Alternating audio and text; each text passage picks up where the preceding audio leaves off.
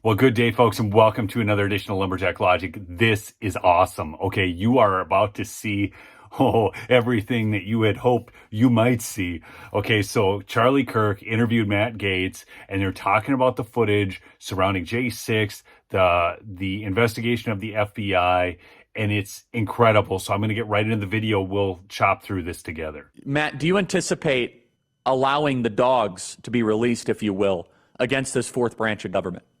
Yeah, Kevin McCarthy told us he's going to get the evidence out in front of the American people, and that means releasing the 14,000 hours of tapes that have been hidden, that I think would give more full context to that day rather than the cherry-picked moments that the January 6th committee tried to use to inflame and further divide our country. So yes, I do believe that part of this deal is a concession that we are going to get the truth out in front of the American people. And you know what? Kevin McCarthy could have in his victory speech just said, well, the government is weaponized, but he was very specific in his language. He talked about the weaponization of the FBI specifically.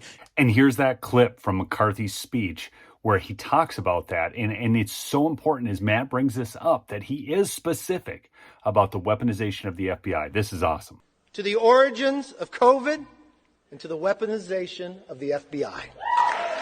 His willingness to do that with particularity, I think, shows that he's ready to lower his shoulder and to get into this fight that so many Americans expect us to be in on behalf of the civil rights that we hold dear. And contrast that to Paul Ryan or Boehner, who never would have done that. And you deserve a lot of credit, Matt, for steering that direction, because Kevin wanted to be speaker really badly. He said, wow, I'm not going to be speaker if I don't listen to these members and cut a deal. And praise God for these members.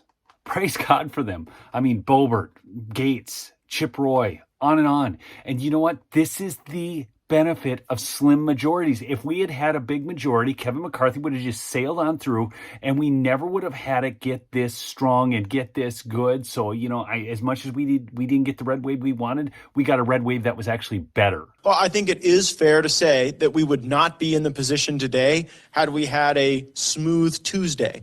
But I would rather have a turbulent 4 days and then come up with a process that we all believe in and commitments that we can rely on than have a really smooth takeoff and then 2 years of turbulence and not really knowing what's coming next. So I think this is a far preferable system. I think we've got our cards on the table right now. The American people know what to expect from a fighting Republican majority. Now, two really important things to note on this. One, you can check out this tweet from Spencer Brown. The House just passed a resolution establishing a select subcommittee on the weaponization of the federal government. 221 to 211 was the vote. Yet again, Dan Crenshaw was the lone Republican member who did not vote. So you now know who the chief rhino is. But even more importantly, Derek Evans had truthed this. As the federal capital, the Constitution grants the United States Congress exclusive jurisdiction over the district in all cases whatsoever. Comer and McCarthy should release any prisoner held for a duration of time inconsistent with standard criminal guidelines. It's time to release these people. All right? Hey, keep following, subscribe. We'll see you on the next episode. And remember, support MyPillow.com with promo code Lumberjack. Peace out.